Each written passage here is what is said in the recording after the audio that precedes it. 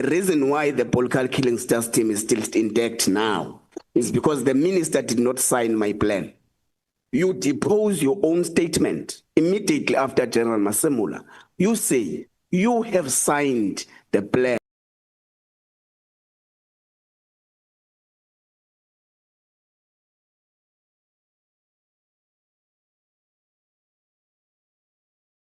The process plan to dissolve the political killing system. That's the point. So I'm submitting to the chair that we've got two plans. The one submitted by the National Commissioner and the other submitted by his deputy. I'm still responding, Chair, that there are no two plans. There's one plan, and that plan is that of the National Commissioner. Then you don't have a Sibiya plan, you don't have a National Commissioner's plan. The plan that is supposedly supposed to be that of General Sibiya is the one that comes from the National Commissioner's office through his office managers, the one that we are relying on, and it takes care of all the issues raised, the stakeholder engagement and many other things. And I can read the topic. I just want to get to. No, it's fine. You can leave it. I got the answer. I got the answer. Oh, you're done. So there are no two plans. Okay. One plan. That's fine. That's fine. Let's take it from them. Honorable member, let's do it like this.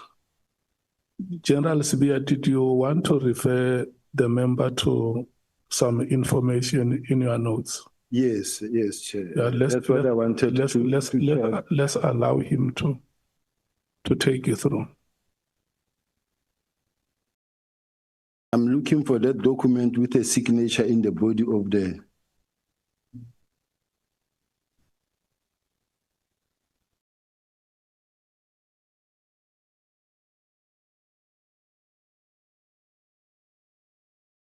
The letter of deactivation that here is it.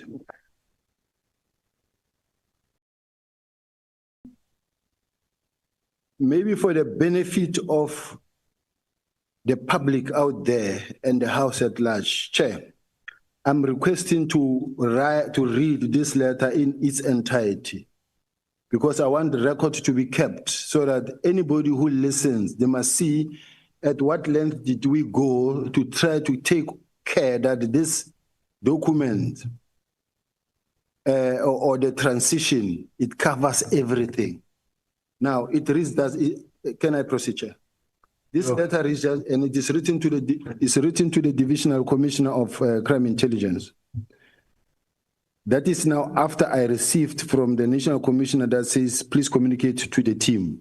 And I forwarded to the Divisional Commissioner. Now, the National Commissioner says, I spoke to General Rabi to assist him. Now, General Rabi writes a letter that on my behalf. And this is how the letter reads. And you will also, we can read that one that was compiled by General Khumalo on instruction of the National Commissioner, and the House can decide which one, in fact, make more sense and more effective. But it says deactivating and disbandment of the National Task Team on Political Killings. The South African Police Service established the National Task Team on Political Killings, NTKPP, to address the concerning rise in politically motivated murders and related crimes involving political figures. This specialized task team was dedicated to investigating, resolving, preventing such incidents to ensure justice and maintain political stability in affected areas. On the 31st of December 2024, the Minister of Police issued a directive to the National Commissioner to immediately deactivate and disband the NTKPP. This decision was informed by an assessment that the task team no longer significantly contributed to policing efforts. The directive requires immediate compliance with appropriate measures to be undertaken to ensure the effective disbandment of the NTKPP in accordance with current prescripts in this regard. These measures must ensure that ongoing investigations are not disrupted or compromised. Now, that was our top priority, both myself and the National Commissioner, that investigations are not compromised. Monitoring and oversight. A temporary transition team must be established to oversee the disbandment process and address any arising challenges.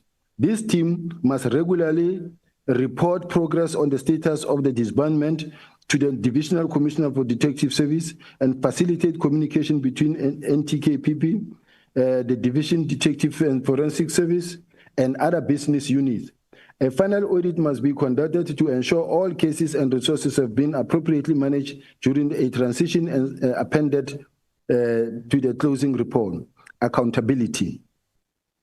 Effective immediately, all investigative personnel of the NTKPP, PK, responsible for case dockets are directly accountable to the Divisional Commissioner for Detectives and Forensic Service until they are assigned or reassigned to alternative units. This personnel will remain responsible for all investigations and resources allocated to them until a formal handover is completed in accordance with the established protocol. Now, this must indicate already that this was not saying immediate now. The same arrangement applies to crime intelligence and other personnel who will be accountable to the relevant divisional and provincial commissioners until final arrangements are communicated. Now, case handing over. Comprehensive handover protocol for all ongoing investigation must be established and implemented in consultation with the Divisional Commissioner for Detective and Forensic Service. This protocol should include complete case files, evidence, and related documentation. Additionally, detailed records of all handover investigations must be maintained and appended to the final report. Assignment of cases. And as you can see, it's talking about the final report, which means the report is still coming at some point, but we are not yet there. Assignment of cases. All case dockets must be hand-delivered to a location designated by the Divisional Commissioner for Detective and Forensic Service, who must establish a secure repository for case files and evidence to ensure continuity and prevent any loss or tampering. These dockets will then be reallocated to appropriate investigation unit within the capacity to continue the investigation. The point that I want to raise in this paragraph, it says, they must be delivered to a location designated by the Divisional Commissioner for Forensics, not to my office.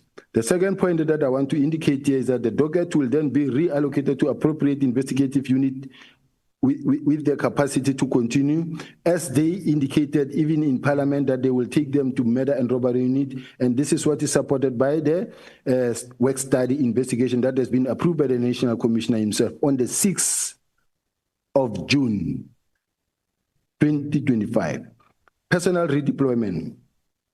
The PKTT members must be reassigned to other units within SAPS in consultation with the Divisional Commissioner for Detective and Forensic Service and other relevant divisional and provincial commissioners. Detailed record of deployment personnel must be maintained and apprehended to final report. To me, the SAPS was going to benefit from these members because wherever they go, they will re-establish the same time of approach, but the country will benefit. Equipment and vehicles redistribution. All equipment vehicles allocated to the NTKPP must be redistributed to other units within the South African Police Service in consultation with the Divisional Commissioner for Detective and Forensic Service and other relevant divisional and provincial commissioners. Detailed record of the redistribution resources must be maintained and appended to the final report. You can imagine how many vehicles were bought. Millions of rands were bought for this PKTT, but if those cars, those resources were to be redistributed to fight the crime, be it in KZN is still fine, or to the murder and robbery unit, so that the same work can continue. Stakeholder communications. All internal and external stakeholders must be notified in writing about disbandment of the NTKPT, the transition plan for ongoing cases, and the future protocol. Now, here we are saying we must remember that Gen Mkhwanazi suggested that the NPA were not informed, but here... General, I thought that when you made reference to that piece of evidence, you will say to the member there is this memorandum that was in circulation in the police services. Is dated 2025, March or April. And the key areas that I want to bring to the attention of the member are the following. That is why I made that intervention, so that you must not leave here saying, I wanted to bring the following information to the attention of the members, but it's like they were not interested. Because you can imagine if you read that letter from beginning to end, I don't know. What are the areas of emphasis?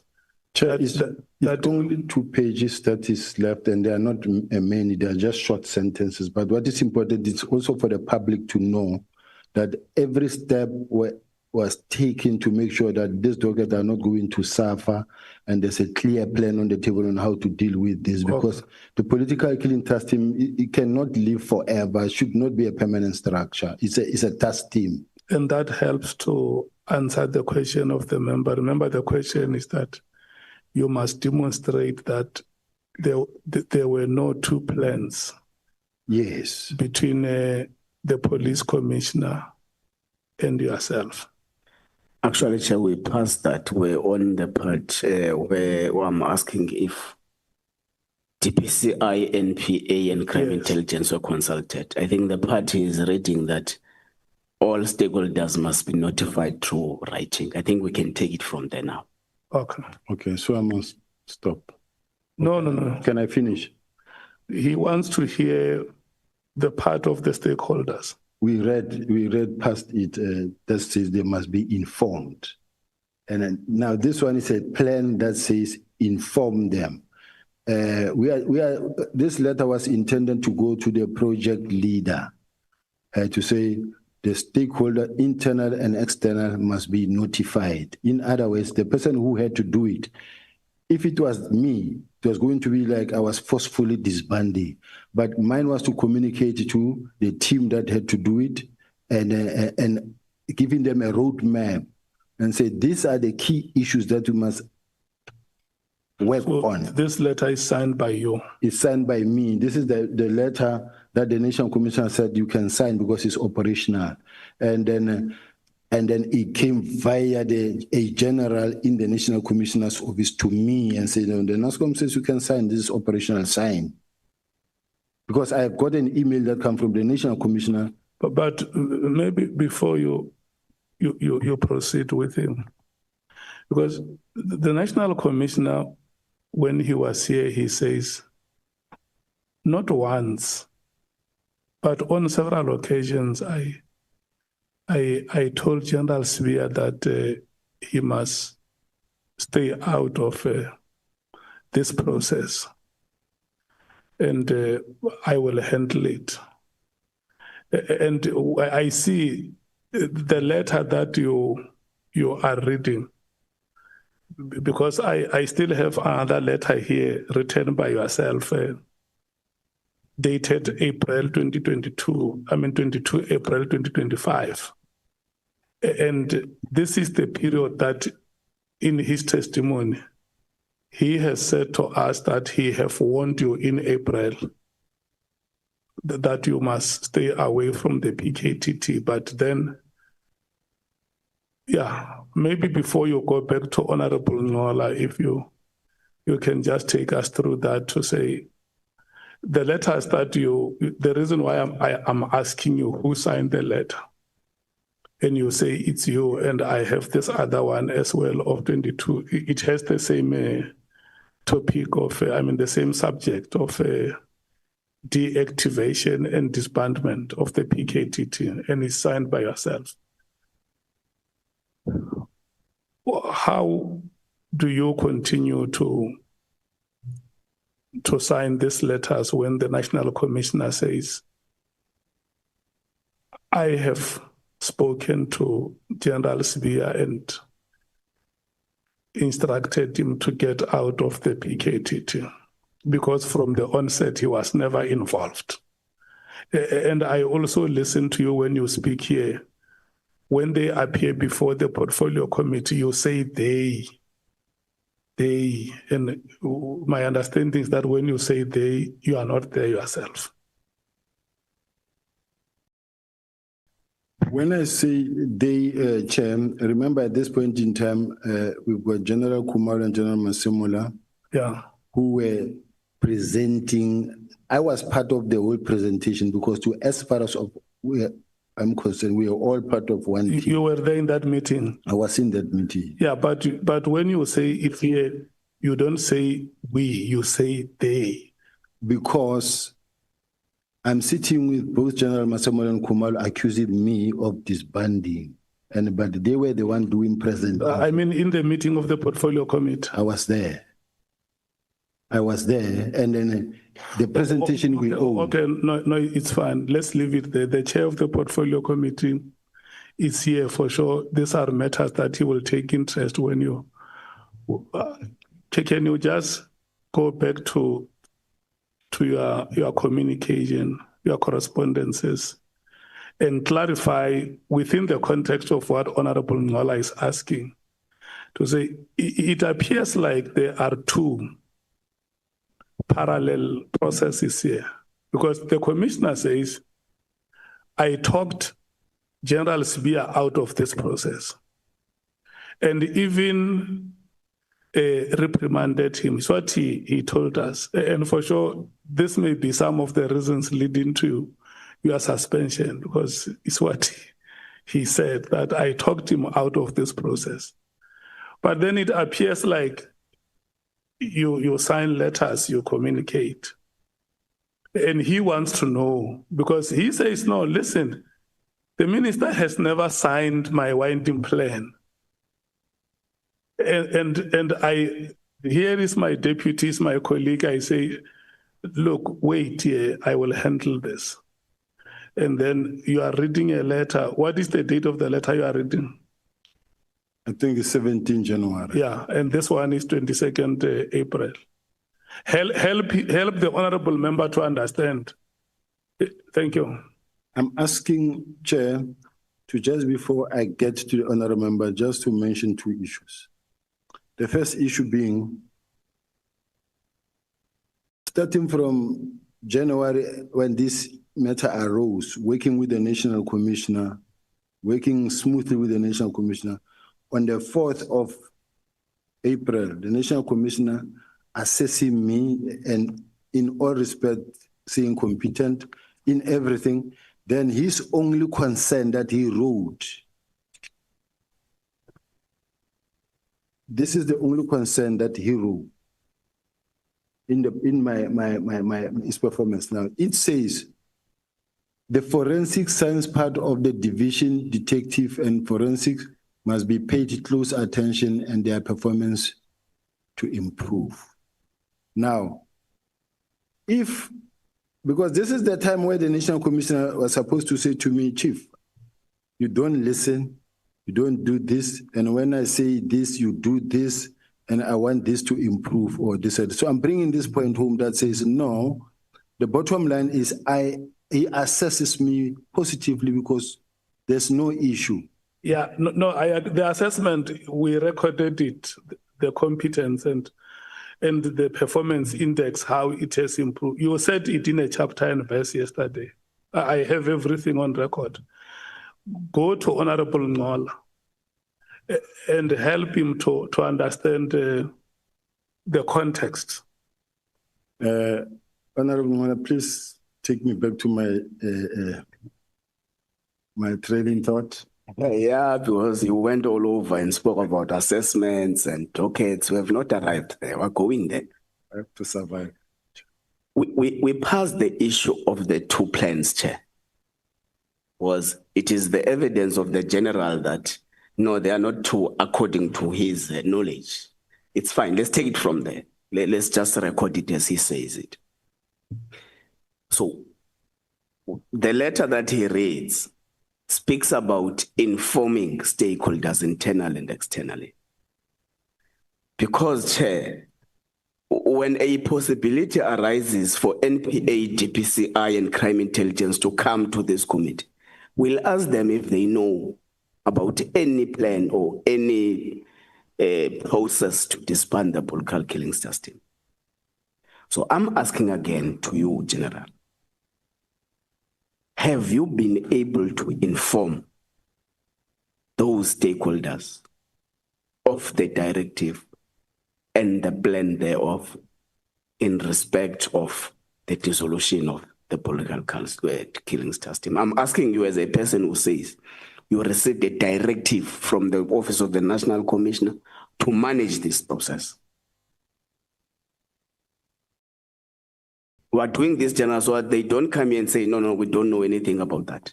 So it must be on record that you have informed them that the political killings system has reached its sell-by date. Chair, that was not my responsibility to do that, to inform the stakeholders. The stakeholders had to be informed by the project manager of the political killing system.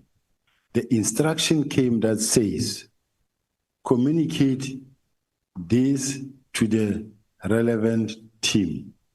I did that. Theirs was to start the process and to start running with the baton.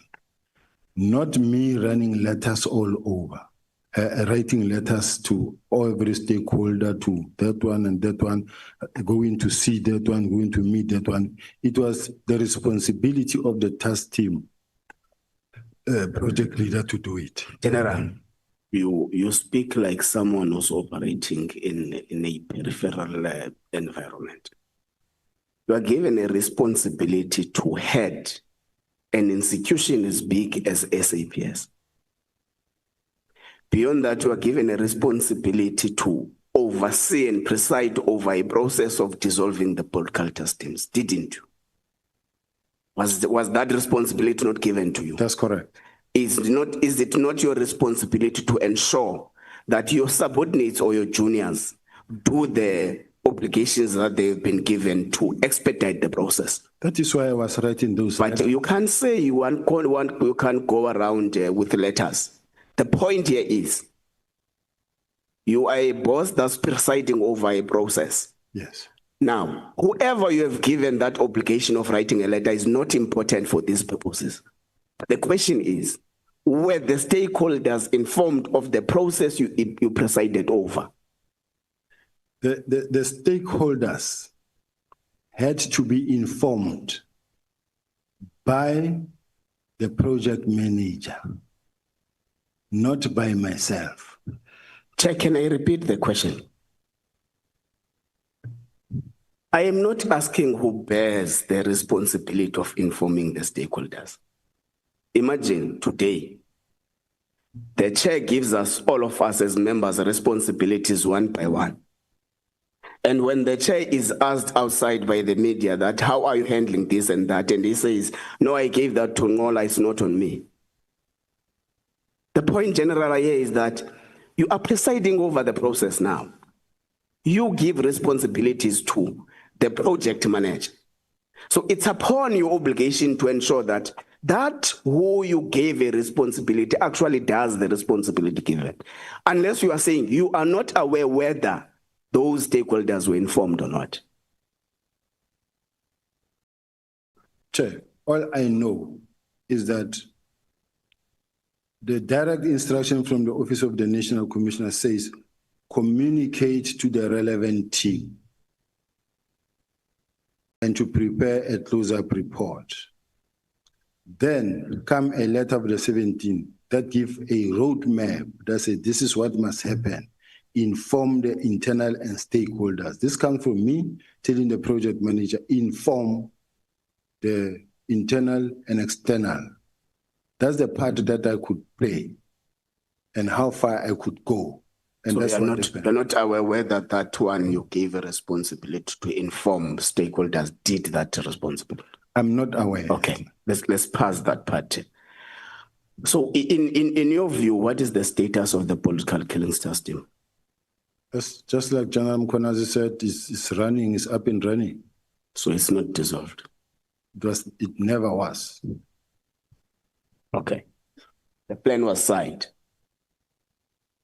The plan was signed but why was it not dissolved then? because General Mkhwanazi says he was not informed. Therefore, the team is running. So, according to General Mkhwanazi, is acting against the instructions of the top brass of the service. Which happened. Okay. Let's go to dockets. You say you are the custodian of all the dockets in South Africa. Correct. But you say there are dockets that you can be unable to account for. How does that happen? Not that I can be unhappy to account for. That falls under me, but I'm not accounting. I'm expected to account for them, but they are not in my possession. Okay. Where do you derive these powers of custodianship of dockets? Can we go to the same letter that gives the powers that was approved by the National Commissioner? That says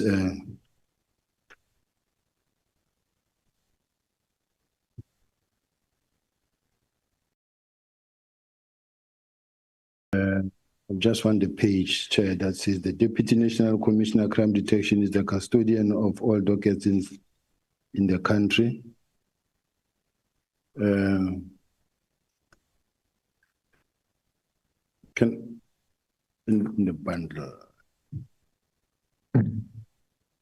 Chair, I want to just, legal team, do you know? Evidence leader? Yes, the witness is. I want to be able to get to that page that assists me where it says the Deputy National Commissioner is the one that was even approved by the National Commissioner, because I account for the performance of the detectives even before the Auditor General. And as a result, when we talk about the docket, when you register a case docket, it is for investigation. Once it is for investigation, it falls within my space. Now the docket leading to up until prosecution is my docket as the detective. The uniform in the police station will open a case docket, and then the next person who comes to sign for the docket is a detective. Now the detective is their docket.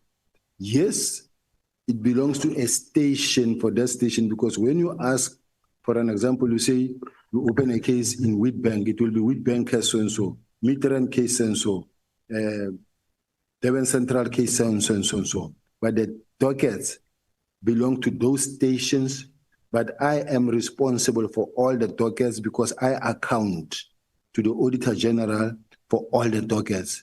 I'm saying this now in the absence of the documents I have here. I will come across it now. But all the investigations or investigative processes belong under crime detection, which I'm responsible for. Now, which means that is why I was saying to the National Commissioner, I have dockets that are in uniform, that are at ORS, and the National Commissioner said, no, those detectives must fall under you. I have dockets that are at ID or Hawks. Those dockets, I must account for those dockets. So I'm the custodian of all the dockets. Okay. I was asking. Sorry, Chair, I was just trying to... Let's allow the member to conclude. You will come later. That's on the topic. I was asking, where is the power derived from? Is it derived from the employment contract? Is it derived from the policy? Is it derived from legislation? Where is this power of custodianship of all dockets? Is from the employment contract and from the legislative framework of the detectives. Okay. Where are the 21 dockets, 121 dockets? Where are they? Now, yes. They are... I'm asking from the custodian now. They are I take it that they will be with the political killing task team project manager. Why were they taken? They were taken, brought by them to be taken to where they needed to be taken to, which is the specialized unit, murder and robbery unit, which is mandated to investigate political killing task team. Those that what they are investigating as a task team, in fact, belongs to murder and robbery unit. They are just a separate structure that is running outside the structure. Okay, General, you have just confirmed with us now that the political killings task team is up and running. If that's the case, why were 121 dockets taken from the political killings task team that is up and running? Chair, a decision was taken to disband immediately. And the political killing task team project manager did say that this political killing task team have achieved the purpose for which it was intended for, to stabilize and to fight the killings of the politicians and your traditional leaders and others. Now, when you look at the map, I wish we could display the map. If it's doable, Chair, that what was presented in the to be able to see how they've stabilized. I don't know, Chair, evidence leader, that is it possible to put that document that shows how they have stabilized, all of them green, and then that in fact it shows 1-1, and they said only eThekwini district is the one that is problematic, but the rest, there are no political killing task team anymore. So as a result, it can be used as a benchmark, and that it will be now done in a phase-out approach. It will be taken to murder and robbery unit. This is now General Khumalo saying it will be taken to murder and robbery unit. Okay, let's leave General Khumalo. Let's leave what General Khumalo says. The letter was what General Khumalo would have said it was actually later than the 31st of December 2024. The letter says, the service of the political killings task team is no longer required because it's no longer adding any value. And you have attested here in front of us that, in your view, the political killings task team has actually been able to